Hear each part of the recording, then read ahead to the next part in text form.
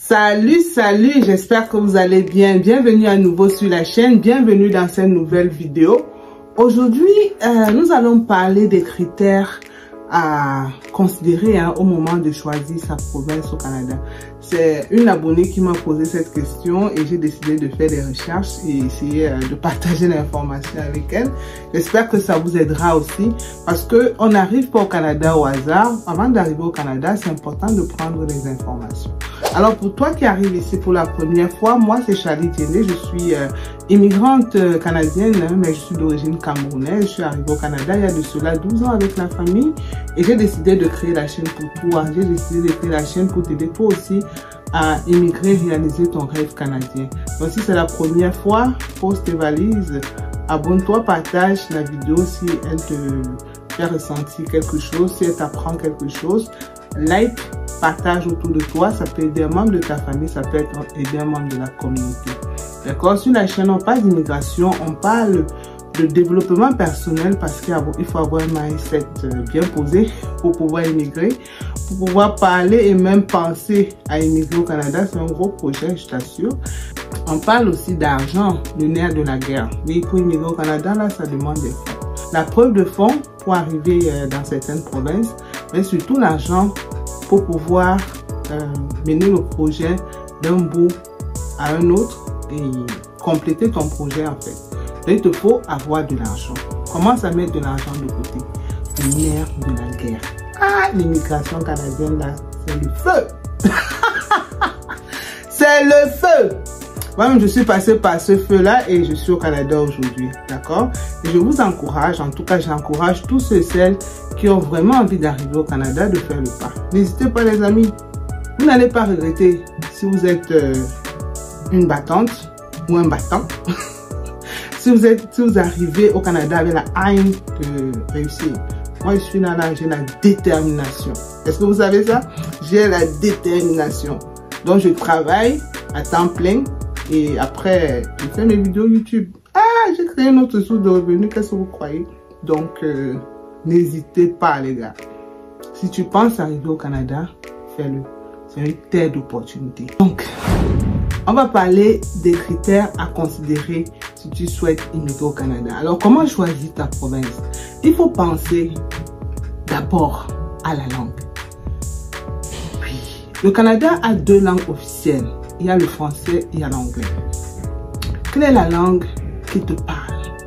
Quelle est la langue pour laquelle tu as une certaine maîtrise? Est-ce que c'est le français? Est-ce que c'est l'anglais?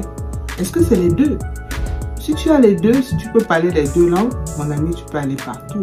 Parce que le Canada est bilingue. D'accord? Mais si à un moment donné, tu te dis, ah, je suis plus francophone qu'anglophone, je comprends beaucoup l'anglais, je comprends beaucoup le français, je comprends pas un mot de l'anglais, peut-être tu devrais réfléchir à deux fois pour ne pas te sentir frustré. Parce qu'au Canada, selon la province, les services sont donnés avec la langue officielle. Si tu viens au Québec, par exemple, la langue officielle, c'est le français. Donc, la plupart des services sont donnés en français. Même si on essaye de camoufler de temps en temps, on insère un peu l'anglais, l'anglicisme là, c'est d'abord le français. Par contre, si tu vas dans les provinces anglophones, Colombie-Britannique, Alberta, Ontario, Ottawa, si tu vas dans ces autres provinces là, on a le Nouveau-Brunswick, l'île du Prince-Édouard, Manitoba et que sais-je, voilà. Tu vas parler plus l'anglais dans cette province-là. Alors, réfléchis bien à la langue que tu maîtrises le plus, la langue pour laquelle tu vas te sentir à l'aise quand il s'agira de converser, quand il s'agira de chercher le travail. Parce que quand tu arrives au Canada, c'est pas pour rester à la maison, c'est pour chercher le travail qui va te permettre déjà de payer ton loyer, de te nourrir. D'accord? Donc, choisis une province qui t'est favorable selon ta langue. Moi, par exemple, dans mon cas, parce que je prends toujours mon exemple, j'ai choisi le Québec parce que je suis beaucoup plus à l'aise en français qu'en anglais. Même si je parle les deux langues, mais je suis beaucoup plus à l'aise en français qu'en anglais. Je me sens toujours un peu mal à l'aise quand je parle avec un anglophone, parce que les anglophones, ils parlent avec un accent, ils sont sudeux, ils sont, you know. Alors, je préfère plus parler avec un francophone, un québécois, parce que même s'il parle le français avec un certain accent, je comprends au moins la base, je comprends au moins la base. Mais l'anglais, c'est un peu plus compliqué. Mais je travaille en anglais, hein. C'est pas pour vous dire que je ne parle pas anglais, je travaille en anglais, mais je suis beaucoup plus à l'aise en français. Et c'est pour cette raison que moi, par exemple, dans mon cas, j'ai choisi le Québec. Mais ne choisis pas le Québec, toi, pour l'imiter. Si tu es anglophone, ce sera encore mieux d'aller dans les provinces anglophones. Mais si tu penses que avec ton anglais, tu es capable de vivre au Québec, fais ton pas, d'accord? Donc, pense d'abord à la langue avant d'immigrer au Canada. Ça, c'est la première des choses. Deuxièmement, il faut penser aussi au coût de la vie. Quand vous choisissez une province au Canada, où vous allez vous installer pour réaliser votre rêve canadien, pensez au coût de la vie dans cette province-là. Généralement, le Québec semble pour moi raisonnable. D'accord? Le Québec semble raisonnable. Même s'il y a d'autres provinces, par exemple anglophones, comme des provinces du côté de l'Atlantique, qui sont quand même relativement plus abordables que le Québec, moi je préfère le Québec. Non seulement pour la langue, mais aussi pour le fait que ce soit assez abordable côté logement, côté service et aussi côté alimentaire. D'accord? Moi je trouve que le Québec est plus abordable. C'est la raison pour laquelle moi j'ai choisi par exemple le Québec. Mais toi, est-ce que l'argent est un problème pour toi? Si l'argent n'est pas un problème, tu parles français ou bien tu parles anglais et tu veux t'installer dans une ville anglophone, tu peux le faire. Les villes par exemple qui sont quand même assez dispendieuses ici, on parle de l'Ontario. Si vous partez par exemple à Toronto, Toronto est assez cher. La Colombie-Britannique, là, ceux qui veulent aller en Colombie-Britannique, Vancouver par exemple, les prix de logement sont terribles. Et si vous avez les moyens financiers qu'il faut, n'hésitez pas, je vous pousse, je vous pousse, allez-y. Mais moi, je ne pourrais pas pour le moment aller vivre en Colombie-Britannique par exemple, parce que le coût de la vie est très très élevé en Colombie-Britannique. Par contre, si vous allez par exemple en Alberta, l'Alberta est relativement moins cher par rapport à Toronto par exemple, ou bien par rapport à l'Ontario que par rapport à la Colombie-Britannique. Donc, en y allant, essayez de prendre les informations sur le coût de la vie dans la province avant de vous embarquer dans cette province-là.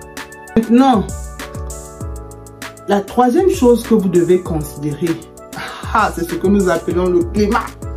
Le climat canadien, les gars, il fait froid, il fait froid. Il fait froid au Canada.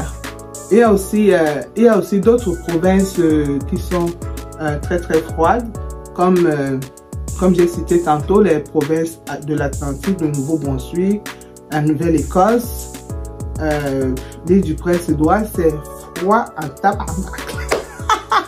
C'est froid en tabarnak. C'est ce qu'on dit ici. Désolé du mot. Mais si vous allez par exemple en Colombie-Britannique, c'est chaud, c'est-à-dire Vancouver, c'est une raison beaucoup plus chaude. L'Alberta aussi n'est pas très très froid, le Québec aussi n'est pas très très froid. Donc prenez le temps de vous renseigner sur le climat de la province avant d'embarquer. C'est très important, s'il vous plaît. Ensuite, quatrième critère qu'il faudra prendre en compte, il y a l'emploi. Est-ce que la province dans laquelle vous allez vous aventurer offre des opportunités d'emploi pour toi qui aimerait immigrer au Canada, pour toi qui aimerais travailler dans un secteur d'activité spécifique? Donc déjà, ton rôle, ce sera d'aller sur Google, te renseigner sur la province, les secteurs d'activité qui sont en demande dans cette province-là, les secteurs d'activité qui sont recherchés par la province avant d'embarquer. D'accord? Il faut faire cette recherche-là, c'est important. Parce que si tu te trompes de province, tu fais par exemple, je dis n'importe quoi, tu fais par exemple dans un secteur comme l'administration, voilà ce que toi tu as appris à l'école, agent administratif. Est-ce que tu vas pouvoir facilement trouver le travail dans un secteur où on va te parler plus de technologie, de mines, et autre chose, il faut bien y réfléchir avant de t'embarquer dans cette province-là. Donc, trouve les provinces. Je pense que je pourrais aussi faire absolument une vidéo sur les différentes provinces du Canada pour voir quels sont les secteurs d'activité qu'offrent ces différentes provinces-là. Peut-être ça pourra vous éclairer dans votre choix de la province concernant le secteur professionnel, concernant les perspectives professionnelles pour vous permettre de prendre une bonne décision. Parce que si vous vous embarquez dans une province où, par exemple, les services ne sont pas demandés, un peu comme en Alberta. L'Alberta, c'est la province où il coule beaucoup plus de pétrole. Donc, les autres secteurs d'activité sont moins en demande que ceux qui sont là pour la technologie, l'extraction, tout ce qui est technique là. Donc, avant de vous embarquer en Alberta, prenez le soin de bien regarder. Les secteurs sûrement comme l'enseignement, la santé, recruteront toujours quel que soit le type de personne que vous êtes. D'accord? Quelle que soit la province, la santé, les secteurs de la santé, les secteurs de l'éducation recruteront toujours facilement les gens qui vont arriver. Et si vous êtes dans un secteur bien précis, un secteur de pointe, il faut vérifier si vous avez fait le bon choix de la province. D'accord? Et le reste, ben, ce sera juste au niveau de la langue pour pouvoir parler, échanger facilement et travailler. Maintenant, la cinquième chose qu'il faudra considérer au moment de choisir sa province, c'est la qualité de l'éducation dans la province. Si par exemple, vous voulez retourner aux études ou bien vous avez de jeunes enfants, vous aimeriez bien sûr savoir quelle est l'éducation qui est donnée ou bien qui sera donnée à vos enfants dans cette province-là. Est-ce que ça cadre avec vos valeurs? Est-ce que ça cadre avec la qualité que vous connaissez de l'éducation? Donc, il faut prendre le temps aussi de vérifier la qualité de l'éducation, la qualité de la santé aussi dans cette province-là avant de vous embarquer. C'est très important. Faites des recherches, les gars. Le sixième critère, c'est vrai que j'ai embrayé sur le sixième critère. Le critère concernant la santé, c'est un point essentiel aussi dans le choix de la province. Est-ce que la province vient en aide à ses citoyens ou à ses concitoyens quand ils sont malades? Moi, j'ai choisi par exemple la province du Québec parce que la province du Québec donne carrément une couverture sanitaire, d'accord, aux résidents permanents qui arrivent et aux citoyens québécois, d'accord? Donc, c'est important de vérifier que dans les autres provinces, vous bénéficiez aussi de cette couverture sanitaire-là et que vous ne sortez pas l'argent de votre poche pour payer pour vos factures. C'est très important, s'il vous plaît. La qualité de la santé. Savoir si votre santé est prise en compte par la province. Au Québec, là, il n'y a rien à dire. Même si on se plaint, on se plaint des urgences, on se plaint du temps qu'on met aux urgences, au moins, avec la carte RAMQ, avec la RAMQ, tu vas, tu te fais soigner. Et pour les médicaments, parfois, tu ne payes rien ou bien tu payes juste un petit pourcentage comme ça de la facture. Est-ce que tu abandonnerais le Québec pour aller ailleurs quand tu profites déjà de cet avantage-là? Il faut bien y penser. Le huitième paramètre qu'on pourrait considérer aussi, c'est la vie en société. Comment est-ce que le gouvernement s'occupe de vous, s'occupe des familles dans les provinces? Est-ce que le gouvernement prend à cœur le problème des familles? Moi, par exemple, j'ai choisi la province du Québec parce que la province du Québec protège énormément les familles. La province du Québec, par exemple, donne des allocations familiales quand tu as de jeunes enfants. Donc, en plus de l'argent que tu reçois du fédéral, c'est-à-dire le gouvernement canadien en général, tu reçois aussi de l'argent de la province du Québec. Et avec cet argent-là, tu peux déjà commencer à préparer l'avenir de tes enfants. Tu peux créer un compte RU pour préparer l'avenir de tes enfants. Tu commences à épargner pour eux. Avec cet argent, une partie de cet argent, si tu ne travailles pas encore, tu peux commencer à payer ton loyer en attendant de trouver un travail. Vous comprenez? Donc, moi aussi, voilà un autre paramètre que j'ai mis sur la balance avant de m'installer au Québec avec la famille. Donc, le côté social, le côté familial. Moi, j'ai beaucoup aimé ça au Québec et c'était une raison aussi pour moi de rester au Québec. J'ai visité d'autres provinces avant de vraiment prendre la décision finale de rester au Québec. Je suis allée à Toronto pour aller voir un peu comment ça se passe là-bas. Je suis allée à Ottawa pour voir comment ça se passe là-bas. Là-bas, les parents ont juste l'argent qui vient du fédéral. D'accord? Ils n'ont pas l'argent venant du côté de la province.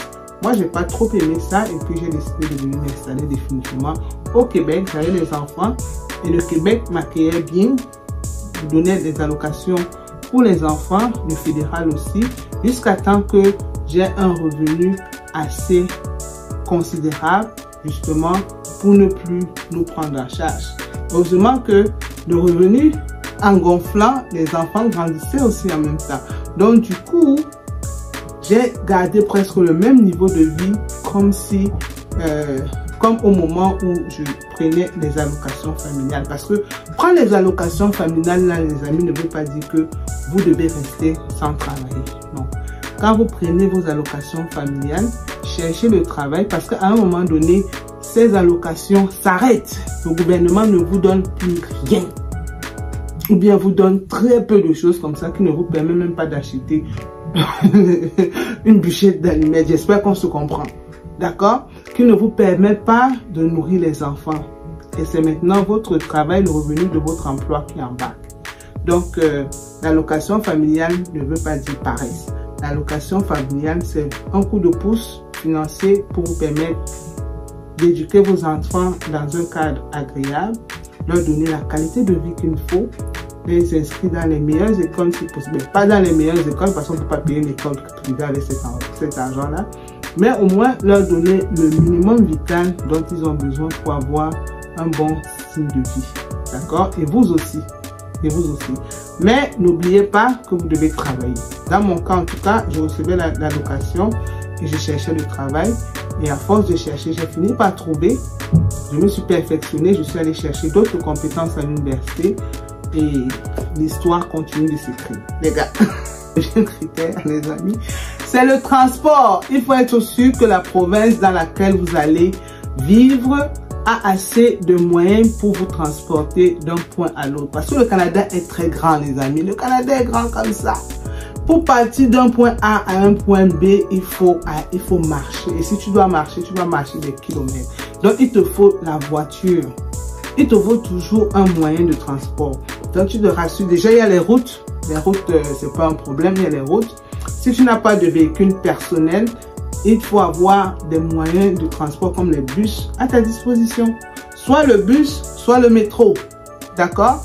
Alors, est-ce que ta province, est-ce que là où tu souhaites habiter avec ta famille, est-ce que ta province a des moyens de transport, le moyen de transport qui te permet de te mouvoir avec les enfants, surtout si tu as les enfants à bas âge, de te mouvoir sans problème? Est-ce que ça coûte cher? Est-ce que c'est relativement abordable? Voilà autant d'éléments que tu dois prendre en compte avant d'immigrer au Canada.